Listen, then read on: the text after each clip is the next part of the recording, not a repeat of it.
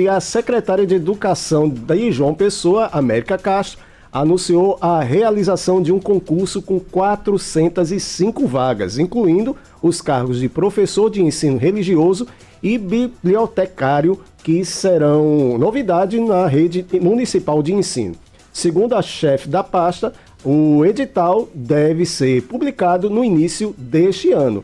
E sobre isso, para fazer um balanço também das ações, nós recebemos no estúdio a secretária América Castro, o qual já dou meu bom dia e seja bem-vinda ao Jornal Manaíra.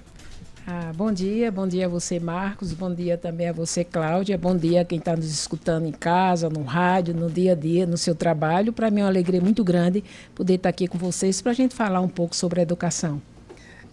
Vamos falar logo sobre esse concurso, porque eu acho que tem muita gente já na ansiedade, querendo saber como é que vai ser. O que já pode ser dito, secretária, a respeito do concurso da educação? A gente já pode dizer que a banca está contratada. Já teve a licitação, é a mesma banca que está realizando os concursos da saúde, e terminando da saúde, aí entra o da educação. Então, a gente tem também vaga para especialistas, tem esses 2 cargos, foi dito aqui no início por Marcos, mas também a gente tem para psicólogo, para pedagogo, para assistente social, para professor polivalente, né, e também para professores de disciplina. A gente fica feliz em poder realizar o concurso, que é uma demanda que vinha sido solicitada há algum tempo, ia ser realizado o ano passado, devido a alguns concurseiros, pessoas que foram aprovadas no último concurso que foi realizado no município de João Pessoa em 2015, né, teve acesso à rede 320 pessoas que fizeram o último concurso. A gente esperou um pouquinho e fez primeiro da saúde, por orientação da Secretaria da Administração, e agora a gente vai publicar o edital da educação. Nesse caso de ensino religioso, por exemplo, como é que essa disciplina está proposta? Porque hoje existe, enfim, uma série de polêmicas a respeito de como colocar questões religiosas na sala de aula em várias entidades públicas. Como é que vai ser isso? Bom, a gente segue o que a LDB diz, não é? A gente vê que o que essa disciplina ela faz o estudo da educação, né? Estudo das religiões. Não é que vá direcionar religião A ou B, mas tem um conhecimento de todas as religiões para que a criança, o adolescente, a pessoa possa se direcionar. Ou então a gente tem informações, inclusive acompanhada com a Universidade Federal, também nessa área do ensino religioso. A gente criou na Secretaria uma divisão de ensino religioso, que antes não tinha, para que a gente tenha um acompanhamento mais direcional, de monitorado também dessa disciplina na rede, como as demais, como a matemática, como a história. Inclusive, hoje a gente trouxe para a rede uma formação específica por disciplina, que antes juntava todos os professores e fazia aquela formação.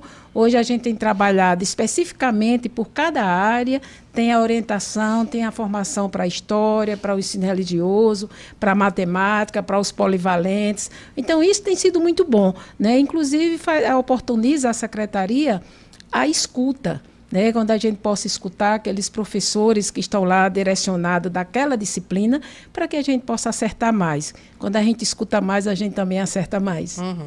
Qual é a avaliação que a senhora faz do ano de 2024? Quais foram os maiores desafios e os maiores acertos da educação de João Pessoa? Bom, eu analiso, inclusive a gente fez essa avaliação junto com os nossos pares lá na secretaria, a gente avalia positivamente, né? Porque a gente sabe que foi um mandato que não foi fácil. Esses 4 anos a gente iniciou com as escolas todas paralisadas, onde a gente teve uma certa dificuldade da retomada, porque foram prédios que estavam há cerca de 2 anos parados, ou então para nós não foi fácil botar os meninos sentadinhos em sala de aula no mês de agosto de 2021, mas mesmo assim João Pessoa, apesar de ser capital, foi o primeiro município a iniciar a retomada das atividades depois da pandemia, né? Ali foi um avanço muito grande, onde a gente teve que dialogar com a categoria, dialogar com todos envolvidos, inclusive com as famílias que estavam inseguras, mas graças a Deus veio a vacinação e foi priorizado depois de lutar 3 vezes judicialmente, mas se venceu, os professores conseguimos vacinar antes, e a gente começou, naquela época, justamente um trabalho onde a gente tem que fazer a recomposição da aprendizagem dos nossos alunos. E eu me lembro muito bem que os pais, as mães principalmente, ficavam na porta lá da escola, logo na retomada, e diziam, mas como é que pode? Minha criança nunca esteve na escola e já vai entrar no segundo ano, porque era a orientação dos conselhos, tanto estadual, nacional como municipal, e os meninos tinham 7 anos e entravam no segundo ano, por exemplo, e nunca tinha ido à escola. E a gente foi tentando esse convencimento, por isso que a gente trouxe o curso de verão, né, que é justamente para a gente acalmar, né, essa aflição que existia nos corações dos pais na época, que de fato eu presenciei muito isso, sabe, Cláudio? Eu entrava nas salas de aula, logo depois da retomada, a gente via a criança de 7 anos, não sabia pegar direito no lápis, porque ele nem era do pré, não tinha participado em creche, não era aluno que os pais gostam de colocar em creche, que tem isso, tem pai que faz opção para não colocar. Então, era criança que nunca tinha ido à escola. E é uma situação inusitada para o educador também, né? Sim, também. Não foi fácil, a gente sabe, mas, graças a Deus, com a escuta, com o diálogo, a gente foi se organizando. E uma das coisas que eu tenho, assim, como de destaque, é justamente esse cuidado, esse olhar diferenciado com as pessoas com deficiência. Eu que sou professora de rede pública, e para mim era muito angustiante chegar, por exemplo, numa sala de aula e a gente folheava o diário, que antes era no papel, e a gente olhar o nome de um aluno lá e dizer assim, bom, esse menino nunca veio, faz 2 meses que não vem, a gente ia perguntar na secretaria porque o menino tinha alguma deficiência.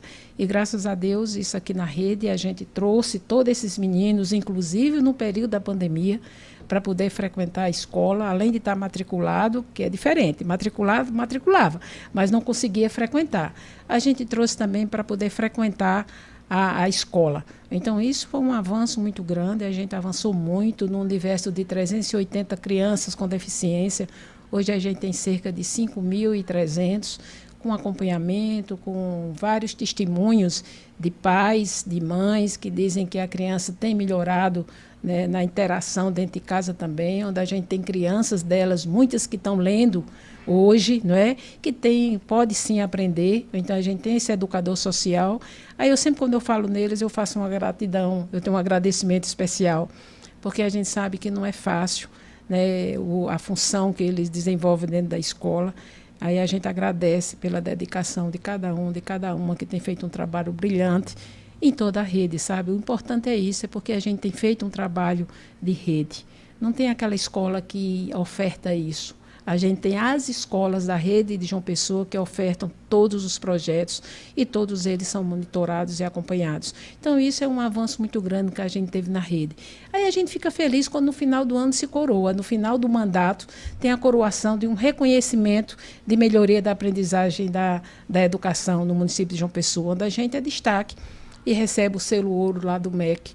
Né? E aí fica todo mundo agradecido primeiro a Deus, agradecido ao gestor que tem um olhar diferente, que é o prefeito Cícero Lucena, e agradecido a toda uma equipe que tem um comprometimento de melhorar, né, a educação do município de João Pessoa.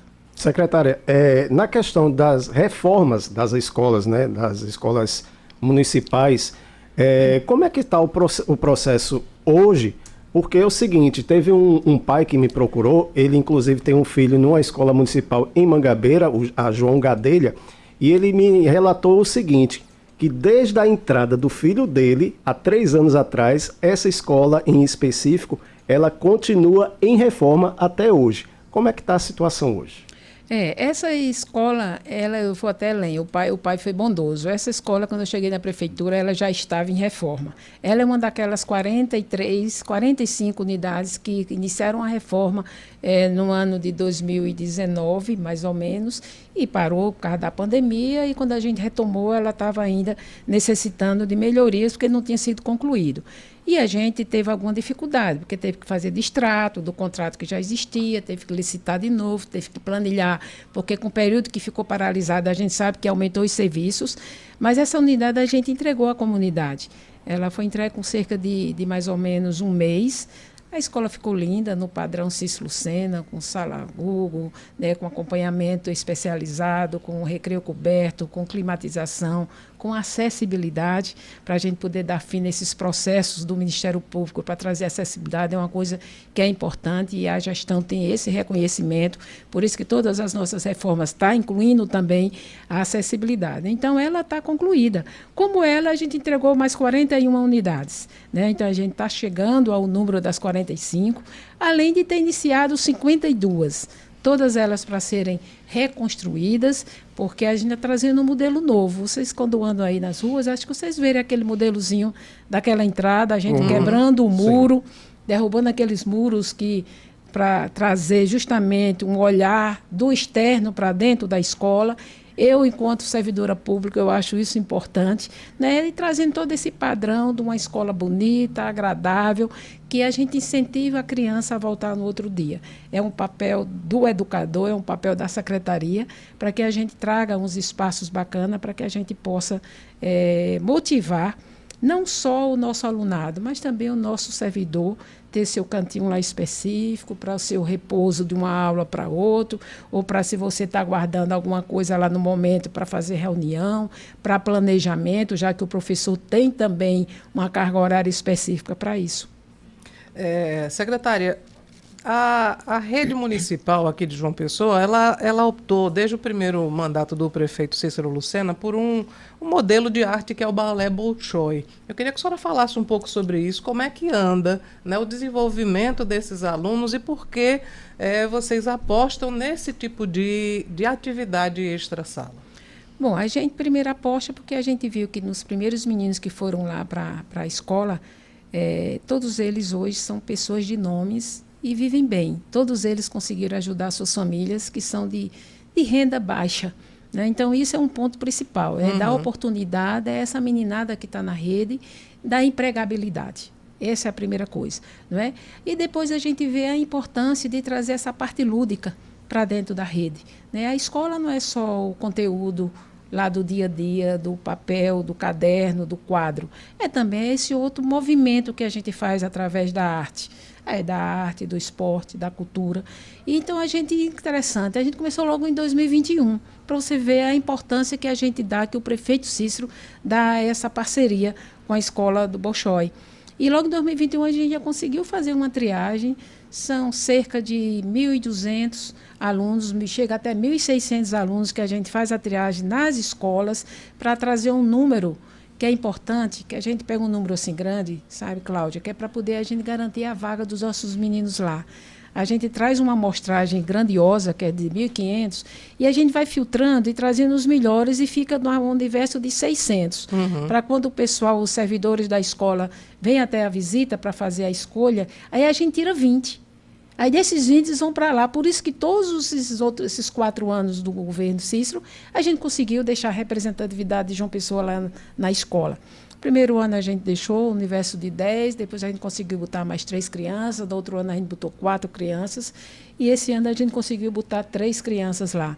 Lá tem uma casa específica de João Pessoa, onde a gente tem umas mães sociais, não é mais uma só, porque aumentou o número, hoje são 14 crianças, com mais 3 agora 17, né, Alexandre? Eu acho que é esses os números. Então, a gente teve que trazer também uma pessoa, mais uma mãe, né, que tenha um cuidado, que tenha um olhar de mãe mesmo, para que a gente possa cuidar desses meninos lá. Você tem ideia, a gente já tem uma criança lá que já está lá há 4 anos. O menino, quando saiu daqui, batia aqui mais ou menos no meu ombro. O menino hoje já dá para eu dançar com ele. Eu até disse isso a ele, né? Então, já está maior do que eu, né? Vieram agora para essa homenagem que a gente fez para os alunos de destaque, né? Foram 350 crianças, adolescentes, nossos alunos nossos participaram. E o Bolshoi não podia se excluir, que também é os nossos meninos que tiveram destaque. E isso tem mudado a vida deles e das famílias também. Sem dúvida nenhuma. Inclusive, eles têm a oportunidade de visitar a família. A gente banca tudo, vem no meio do ano, passa aqui um período menor, mas no final de ano eles passam o mês todo. Os pais sempre fazem contato com a gente sempre dialoga um pouco, acompanha também a aprendizagem deles na escola regular, porque tem a escola regular que eles participam lá também, E a gente faz todo o acompanhamento desses meninos lá nas duas escolas, tanto na escola do Bolshoi, que é a profissional, como também na escola regular, com acompanhamento. A gente conhece, eu conheço os diretores das escolas. Numa visita que eu fui lá, fui uma vez só, mas eu fiz questão de conversar com os diretores, como é que eles estão lá, com os professores dos meninos, e tem um relacionamento muito bacana com o pessoal do Bolshoi. Né? Eles acreditam muito na nossa força aqui de fazer o diferente, de querer que esses meninos sejam, de fato, diferentes e agraciados com a empregabilidade. Secretária, tem uma polêmica aí que, no Brasil inteiro sobre presença de celular na sala de aula, né? E em muitos lugares já estão, inclusive, retirando. Aqui, como é que vai ser essa política? Vai poder, não vai poder usar celular na sala? Bom, a gente aqui usa o celular pedagogicamente. Inclusive, ele é muito útil para isso, né? Tanto o celular como os tablets que a gente distribuiu na rede. A gente já tem, por exemplo, antes dessa polêmica toda, a gente já tem escola na rede que recolhia os celulares na chegada do aluno. Né? Tinha lá os númerozinhos, algumas escolas fazem isso já, e bota lá, o menino deixa, e quando sai, leva o celular para casa. Então, com acompanhamento pedagogicamente, a gente, inclusive, tem avançado na aprendizagem dos meninos, que é importante. Quando ele tem um celular, ou então quando ele traz o tablet, a gente faz esse trabalho, né, através de gamificação. É importante que tenha um instrumento, um equipamento digital, que a gente possa fazer isso, já que nosso, por exemplo, ensino religioso, que a gente aumentou para o primeiro ano, né, então o atendimento foi aumentado, que era só do 6º ao 9º, hoje é do primeiro ano ao 9º ano. Né, então a gente tem uma necessidade de usar a tecnologia, já que a gente está usando aplicativos, gamificação, todo esse trabalho. É importante que também essa parte de equipamentos tecnológicos venha fazer parte do dia a dia dos nossos alunos. Mas é um acompanhamento cuidadoso. O uso aleatório aleatório, não. A gente tem tido um cuidado em sala de aula, né? A orientação das nossas diretrizes já trabalha sobre isso, mas que é importante a tecnologia dentro da educação, hoje não consegue mais separar depois da pandemia. É muito importante. Na época da pandemia, muita gente sofreu porque não existia tecnologia. Apesar de já ter vários entendimentos que era importante, tinha aqueles laboratórios de informática, acho que vocês lembram, que era de pouco uso. Era aqueles espaços, né, grandes, com aquelas bancas. Hoje a gente traz a parte tecnológica, né, para dentro da rede, mas através de uma sala Google hoje, né, onde também os equipamentos vão para a sala normal do aluno. Então, a gente fica muito feliz assim, quando vê que tem avançado e que isso é uma coisa que a gente já fazia antes. Estão debatendo agora, nacionalmente, mas a gente já vinha com esse olhar, desse cuidado, também dentro da rede, desde 2021, numa orientação pedagógica, onde a gente tem... Porque agora o currículo traz também a parte tecnológica para dentro da rede. Né? Uma carga horária pequena, estão ainda gateando, mas com certeza vai ter a obrigatoriedade também de trazer como um currículo para dentro da rede. E é isso que a gente já está trabalhando, né, para agora, neste ano, a gente já começar com isso, associado, né, ao plano de governo do prefeito Cícero com o Pé de Meia, que é a iniciativa Futuro que a gente está trazendo para a rede, para poder atender também uma dessas promessas que foi feita na campanha do prefeito Cícero. 2025 começando, né? E já o ano letivo também começando. E como é que anda a questão da entrega do fardamento e do material escolar? Bom, a gente, graças a Deus, está tudo já iniciado, cuidado, com licitações já concluídas, faltando as empresas nos entregar a mercadoria, tanto do kit como também do fardamento. É bom lembrar que o nosso fardamento vem desde a meia, o tênis, a bermuda ou a calcinha, né? Para ir as camisas para os meninos. E o kit também é um kit robusto, graças a Deus, que dá para os filhos, né? As mães não se preocuparem, que dá para o ano todo. A gente faz uma entrega no início do ano e uma outra no meio do ano, que é justamente para o material chegar ao final do ano. Então, eu creio que isso aí tem avançado.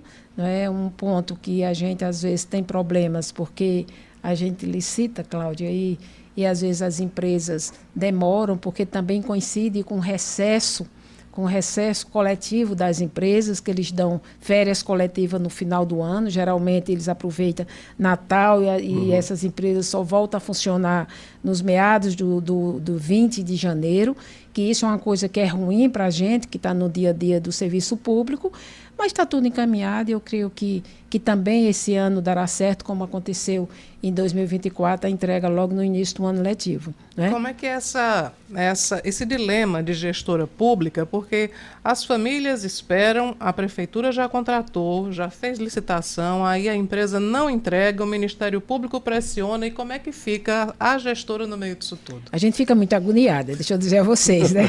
Fica agoniada porque às vezes tem os prazos que a gente tem que obedecer e às vezes os prazos não estão vencidos, mas a gente tem notificado, entendeu? Quando os prazos que eles têm 30 dias para entrega, quando chega nos 30 dias, a gente tem notificado, e essas notificações ela vem com multa. Aí a gente tem também dialogado com as empresas, quando a gente vê a vencedora do certame, a gente já senta, conversa, pede para agilizar, para já poder já ir trabalhando lá nas empresas para ir confeccionando. É um universo muito grande, porque são 76 mil alunos que a gente tem na rede. A gente dá 2 camisinhas a cada um. Né? Então, é cerca de 150 mil, né, peças de camisas. Então, não é pouco, é grande, a gente sabe, né? Mas, assim, tem que cumprir a obrigatoriedade. E é uma logística de distribuição que também é muito grande para cada escola, né? Justamente. E essa logística é feita pela própria secretaria, para você ter uma ideia. Então, chega isso, a gente separa por tamanhos, para os alunos. Facilitou, porque hoje no nosso aplicativo de matrícula tem um local já do número do fardamento, né? Então, a gente já vê mais ou menos através de relatórios que a gente pode tirar do aplicativo. A gente já vê mais ou menos qual a demanda para cada escola. E a gente vai fazendo esse trabalho, os pais vão ficando angustiados porque não recebeu. Aí a gente pede a todos que tenham paciência, mas está tudo providenciado. E eu creio que vai chegar no período, né? No dia 5 de fevereiro é a nossa retomada. A gente geralmente não entrega o fardamento na primeira semana, porque às vezes tem criança que é matriculada e depois decide ir para outra escola, vai para outra. Então a gente deixa para entregar depois que as coisas estão assentadas direitinho, para a gente ver o número direitinho e começa a fazer a entrega do material, tanto do fardamento como dos kits escolares também. O número de estudantes da rede municipal de João Pessoa tem aumentado com o passar dos anos? Sim, todo ano, graças a Deus, as pessoas têm buscado a nossa rede, né? Inclusive pessoas que estudavam anteriormente em escolas privadas, é um reconhecimento da comunidade, da sociedade em relação ao trabalho que está sendo desenvolvido, né? Tem aumentado sim. Quando a gente faz uma somatória desses 4 anos, a gente aumentou 13 mil alunos, cerca de 13 mil alunos, né, na rede, isso na educação infantil, nos anos iniciais, nos anos finais, né? Então a gente tem avançado sim e aumentado todos os anos. O único ano que teve uma diminuição de 50 alunos foi em 2022. Né? Em 2022, 2021 a gente bombou, né? Porque a pandemia, muitos dos pais tiraram da rede privada e botaram na pública. E depois, em 2022, 50 alunos retornaram, né? Acho que para a escola privada, obviamente, que no período não era mais de pandemia. E a gente teve somente essa diminuição. Mas depois, de 2023, teve um aumento bem significativo, 2024 também. E agora, em 2025, pela tendência de uma pré-matrícula que a gente faz, Cláudia, quando é no mês de agosto, a gente abre uma intenção de matrícula de crianças da educação infantil e também para crianças com deficiência. E a gente vê que teve alguma procura boa, em que eu creio que esse ano também a gente vai ter um atendimento maior. Secretária, muito obrigada pela sua presença aqui, prestando esses esclarecimentos à comunidade de João Pessoa.